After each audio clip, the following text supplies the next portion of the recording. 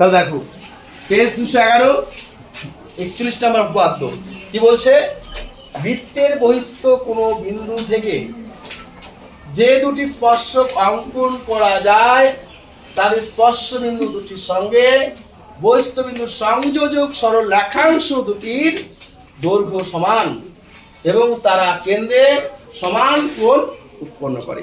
কেন্দ্রে কি করে? সমান কোণ উৎপন্ন করে। দেখো একদম সোজা, ছবিটা আমরা প্রশ্ন দেখে আঁকবো আর প্রশ্নের ভিত্তিতে আমরা কি লেখাটা লিখবো। কোনো গল্প নয়, কোনো কথা নয়, মনে হবে ধরেন একটা জাদু দেখাবো। দেখো একটা জাদু দেখাবো মানে যদি দেখো এখানেই পড়া শেষ, এখানে লিখতে পারবে। আর লিখতে না পারলে 500 একবার উদ্দেশ্য করবে, যতবার প্রশ্ন করবে ততবার উত্তর দেবো, না পারলে 500 একবার উদ্দেশ্য করাবো। সবাই শুনলে সবাই কান খোলা তো? আচ্ছা চলো,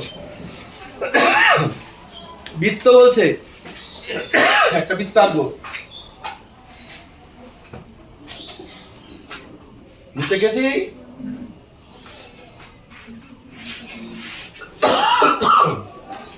দেখো বৃত্তটা যে বিন্দুতে কাটা বসিয়ে আঁকবো সেটা হচ্ছে কেন্দ্র। যে বিন্দুতে কাটা বসিয়ে আঁকবো সেটা হচ্ছে কি কেন্দ্র। বৃত্তের বহিস্থ কোনো বিন্দু মানে বাইরে একটা বিন্দু থাকবে, ধরে একটা বিন্দু নিলাম, বিন্দুটার নাম দিলাম কি ও, কেন্দ্রের নাম দিলাম ও, বহিস্থ বিন্দুর নাম দিলাম কি পি। বুঝতে পারলে? আর প্রশ্ন আছে? আচ্ছা ঠিক আছে, ও আর এখানে হচ্ছে পি। তাহলে ও এবং পি যা আছে তো পি লিখলাম। আচ্ছা এবার কি বলছে, বহিস্থ কোনো বিন্দু থেকে যে দুটি স্পর্শক অঙ্কন করা যায়, দুটি স্পর্শক আছে। স্পর্শক বলতে এই যে এইখানে দেখো, এখানে একটা ছুঁয়ে এখানে কি করবে বলতো, একটা সরল রেখা এখান থেকে ছুঁয়ে স্পর্শ করে যাবে, এই বিন্দুতে গেল। এখানে যদি না ছুঁয়ে স্পর্শ করে তাহলে স্পর্শক হবে না। যদি তোমাদের কারো ফাঁকা থাকে, এখানে যদি পূর্ণ না করে, দাগটা যদি স্পর্শ না হয় তাহলে কিন্তু নাম্বার পাবে না। কি বললাম? বুঝতে পারলে? বুঝতে পারলে? ঠিক একই ভাবে নিচেও একটা যাবে।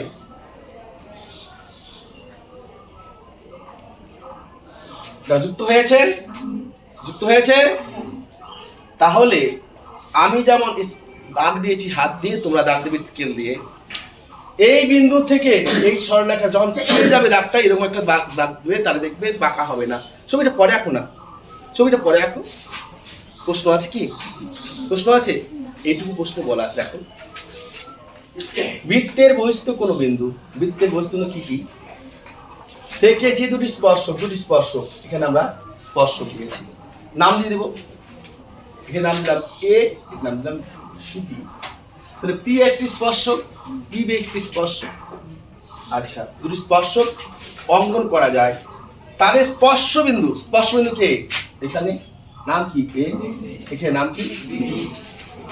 দুটির সঙ্গে বহিস্থ বিন্দুর সংযোজক, দুটির সঙ্গে বহিস্থ বিন্দুর সংযোজক সরল রেখাংশ দুটির দৈর্ঘ্য সমান, মানে পি এ এবং পি বি এটা সমান। এই ভাবটা কি হবে? সমান। পি থেকে এই পর্যন্ত, পি থেকে বি পর্যন্ত সমান, এবং তারা কেন্দ্রে সমান কোণ উৎপন্ন করে। কেন্দ্রে কোণ উৎপন্ন করতে হবে। কেন্দ্রে যদি কোণ উৎপন্ন করতে যাই তাহলে আমাকে দাগ দিতে হবে না?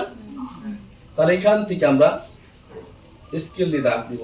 দাগ দিলাম, কোণ উৎপন্ন হয়েছে? হয় নাই। তাহলে এখান থেকে এ থেকে যদি ও পর্যন্ত নিয়ে আসি, ও থেকে বি তে যদি নিয়ে আসি, তাহলে দেখো আমাদের কেন্দ্রে দেখো কোণ উৎপন্ন হচ্ছে না? কেন্দ্রে কোণ উৎপন্ন করতে হলে আমাকে এই দেখো ও থেকে পি যুক্ত করতে হচ্ছে, ও থেকে এ যুক্ত করতে হচ্ছে, ও থেকে বি যুক্ত করতে হচ্ছে তো। কেন্দ্র কোনটা? এটা কেন্দ্র। কেন্দ্রে কোণ বলতে এটা একটা কোণ, এটা একটা কোণ। বুঝতে পারলে? তাহলে এইখানে কোণ কি আছে? পি ও এ একটা কোণ, এটা কেন্দ্রীয় কোণ। পি ও বি এটাও একটা কেন্দ্রীয় কোণ। তাহলে এই কোণ কি হলো? সমান। আমাকে প্রমাণ করতে হচ্ছে পি এ এই বাহুটা, পি বি এই বাহুটা। পি থেকে এ, পি থেকে ডি, এই দুটা দৈর্ঘ্য সমান।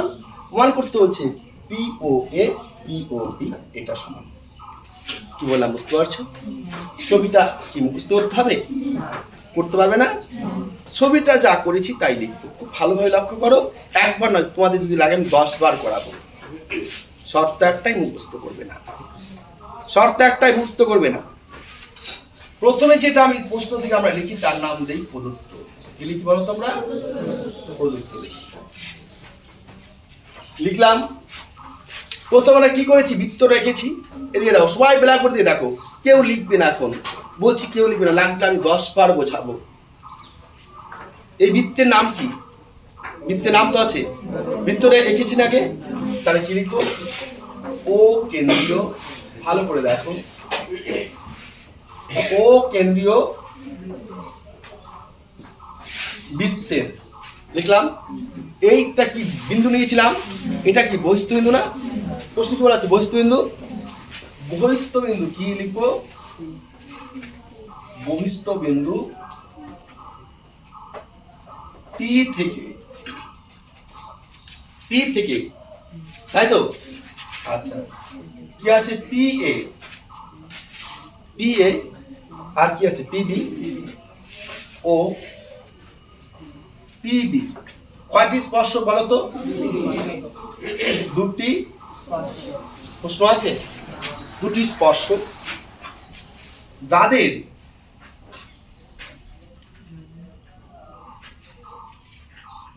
স্পর্শ বিন্দু যথাক্রমে, স্পর্শ বিন্দু কি? একটা এ, একটা কি? এ ও বি। প্রশ্ন আছে, লিখতে পারবে একটু? বুঝতে হবে, ভালো দেখো। ও কেন্দ্রীয় বৃত্তের পি বহিস্থ বিন্দু থেকে পি এ পি বি কয়টা স্পর্শক? দুটি স্পর্শক। একটা একটি করে, দুটি তো। স্পর্শবিন্দু কি? যাদের স্পর্শবিন্দু যথাক্রমে কি? যাদের স্পর্শবিন্দু যথাক্রমে কেন দিলাম? দুটি আছে তাই। একটা আছে এ বিন্দু, একটা আছে বি বিন্দু। মুখস্থ করতে হবে শুভ, মুখস্থ করতে হবে। সবাই বুঝতে পারছো? ক্লিয়ার সবার? আচ্ছা, এবার দেখো কি কি যুক্ত করলাম। ও থেকে এ, ও কমা এ সেমিকোলন দেব, ও কমা বি এবং ও কমা পি। ও কমা পি কি করলাম? যুক্ত করায় কেন্দ্রে কোন উৎপন্ন হয়েছে না? কেন্দ্র উৎপন্ন হয়েছে না? যুক্ত করায় একটা আছে পি এ এবং PB.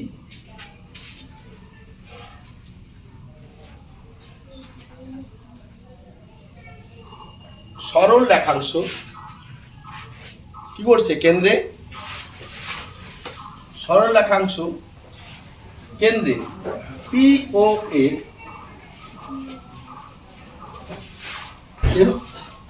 P A O P O B কোণ উৎপন্ন করেছে। প্রশ্ন আছে, যদি আমরা ও এ দেখো, ও এ ও বি ও বি ও পি যুক্ত না করতাম তাহলে এই সরল রেখাংশে কোন কোণ হতো? কয়টা সরল রেখাংশ? পি একটি, পিবি একটি। এখানেও কি করছে? কেন্দ্র কোণ উৎপন্ন হচ্ছে। এখানেও কি হচ্ছে? কেন্দ্র কোণ উৎপন্ন হচ্ছে। হয়েছে তো? প্রশ্ন আছে? সবাই বুঝতে পারছো? বুঝতে পারছো ভাই? আচ্ছা, এবার কি লিখবো? প্রামাণ্য বিষয়। কি লিখবো? আমাকে প্রমাণ করতে হবে প্রামাণ্য বিষয়। কথা বলছে, দুটি প্রমাণ করতে বলছে, দুটি প্রমাণ। একটা কি বলছে? দেখো কি বলছে, এই যে দুটি কি বলছে? স্পর্শ বিন্দু দুটির সঙ্গে বহিস্থ বিন্দুর সংযোজক সরল রেখাংশ দুটি দৈর্ঘ্য সমান। মানে এই যে পি এ বাহুটা আছে, পি এ সমান কি আছে? পিবি।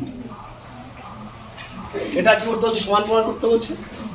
আর 2 নম্বর কি বলছে, কেন্দ্রে যে কোণ উৎপন্ন করছে সেটা সমান প্রমাণ করতে বলছে। কেন্দ্রে কোণ কি কি উৎপন্ন হয়েছে, পি ও এ। কেন্দ্রে উৎপন্ন হচ্ছে মানে কেন্দ্রটা, ওটা আগে লিখতে হবে, ওটা কি কেন্দ্রটা, পি ও এ সমান সমান লিখতে হবে পি ও বি। এবার যদি কেউ লেখে, তোমরা যদি কেউ লেখো এ ও পি, তাও ভুল হবে না, বি ও পি তবুও ভুল হবে না। যদি কেউ লিখে ফেলো পি এ ও, তাহলে তারটা ভুল হবে। যেখানে কোণ সেখানে মাঝখানে থাকবে। কোণ কোথাও কোণ আছে, ও বিন্দুতে, তাই ও দেখো দু জায়গাতেই মাঝখানে আছে। যেখানে কোণ উৎপন্ন হবে তুমি সেখানে কোণটা মাঝখানে রাখবে, আর আগেরটা পরেরটা আগে তুমি লিখতেই পারো। ত্রিভুজের ক্ষেত্রে যে কোনো একটা লিখলেই হয়, কোণের ক্ষেত্রে যেটা কোণ সেটা মাঝখানে লিখবে। এবার যদি কেউ কোনো কারণবশত তোমরা এখানে কোণ চিহ্নটা না দাও, তাহলে স্যার ইচ্ছা করে নাম্বার দিতেও পারে, আবার নাও পারে।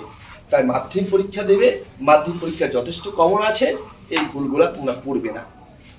যখন কোণ বলবো কোণ চিহ্ন দেব, যখন ত্রিভুজ বলবো আমরা ত্রিভুজ চিহ্ন দেব, মনে থাকবে। তাহলে আমরা এটা প্রমাণ করতে বলছে। অঙ্কনের কোনো বিষয় নেই, তাই সরাসরি কি আসবো, আমরা প্রমাণ চলে আসবো। অঙ্কনের বিষয় আছে নেই, আমরা প্রমাণ চলে আসবো। প্রমাণে আসলাম। আচ্ছা বলো তো, এই পি এ এবং পিবি কি স্পর্শক না? স্পর্শক তো। আচ্ছা, পি এ কি লিখবো আমরা, পি এ এবং পিবি স্পর্শক। স্পর্শক পি এ এবং পিবি স্পর্শক। ও ও এ ও এ এবং ও বি,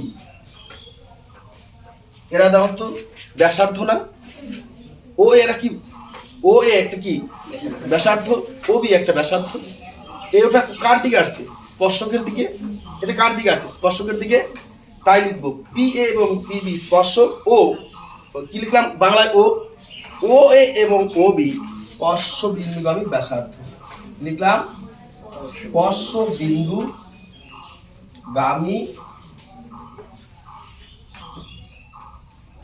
ব্যাসার্ধ। স্পর্শ বিন্দুগামী ব্যাসার্ধ। কার প্রশ্ন আছে? তাহলে পি এ স্পর্শক, পিবি কি আছে স্পর্শক, আর ও এ স্পর্শ বিন্দুগামী ব্যাসার্ধ, ও বি স্পর্শ বিন্দুগামী ব্যাসার্ধ। যখনই স্পর্শ বিন্দুগামী হবে তখনই সেখানে লম্ব উৎপন্ন হবে। কি হবে লম্ব, কি হবে উৎপন্ন, লম্ব। তাহলে আমরা কি লিখতে পারি, ও এ লম্ব কার উপরে, পি এর উপরে। তারপরে এবং কি লম্ব আছে, তাহলে কি আছে আবার লম্ব কি আছে, ও বি কার উপরে লম্ব, পিবি এর উপরে। কার উপরে লম্ব, পিবি এর উপরে। এবার দেখো যখনই লম্ব তখন এখানে কি কত ডিগ্রি কোণ, 90 ডিগ্রি কোণ। যখনই লম্ব তখন এখানে কত ডিগ্রি, 90 ডিগ্রি কোণ। যে ত্রিভুজের কোণ 90 ডিগ্রি হয় সেই ত্রিভুজকে কি বলা হয়, সমকোণী ত্রিভুজ।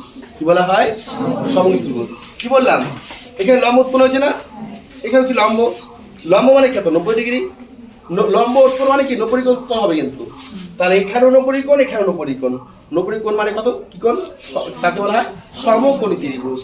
তা আমরা লিখতে পারি সুতরাং পি ও এ ও পি ও বি সমকোণী,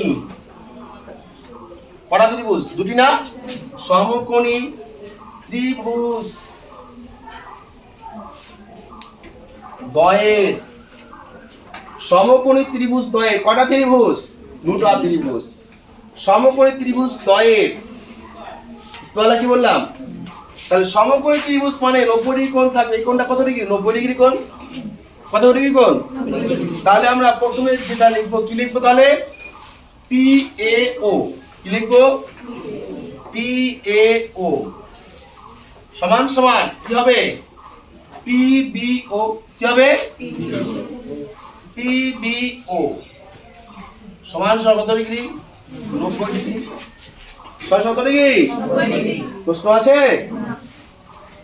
আমার জায়গা নেই তাই আমি চলে আসলাম এখানে, দেখতে পাচ্ছ?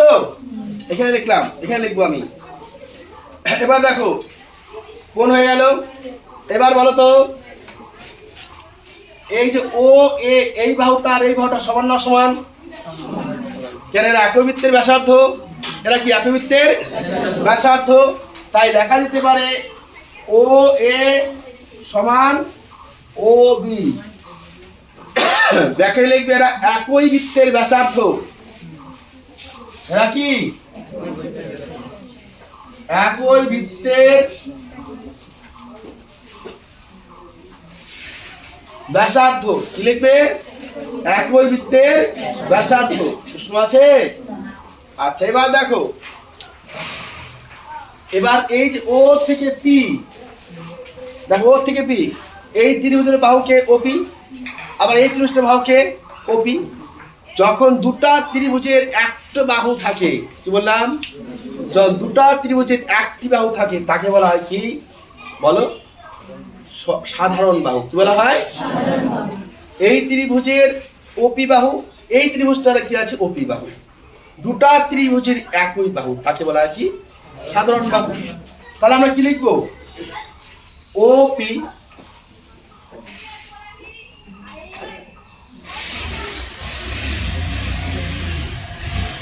সাধারণ বাহু। ওপি কোন বাহু? সাধারণ বাহু। ওপি কোন বাহু বললাম? আশা করি প্রশ্ন নাই। ওপি কি লিখলাম? সাধারণ বাহু। তাহলে ত্রিভুজের তিনটা জিনিস যখন প্রমাণ হয় সমান, তখন ত্রিভুজকে আমরা কি বলি? সর্বসম। ত্রিভুজকে আমরা কি বলি? তখন তিনটা জিনিস প্রমাণ হলো কিনা? এই কোণটা সমান প্রমাণ করলাম 90 ডিগ্রি। আচ্ছা এই বাহুটা সমান প্রমাণ করলাম, এই যে ও এ সমান ওবি। আচ্ছা এই বাহুটাও সমান, মানে সাধারণ বাহু। তাহলে একটা, দুটা, তিনটা, কটা জিনিস প্রমাণ হলো? কটা জিনিস প্রমাণ হলো? তিনটা জিনিস প্রমাণ হলো সমান, তাই তো? তাহলে ত্রিভুজ ধরে কি লিখবো? সর্বসম। তাহলে লিখবো সুতরাং ত্রিভুজ পি ও এ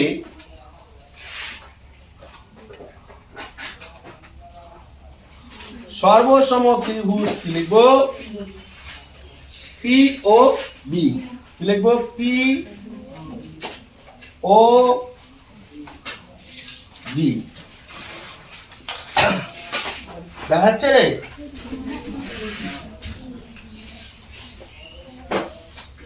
আমি একটু উপরে লিখি, তাহলে একটু মুছে দিচ্ছি। হ্যাঁ উপরে প্রশ্নটা মুছে দিচ্ছি এখানে।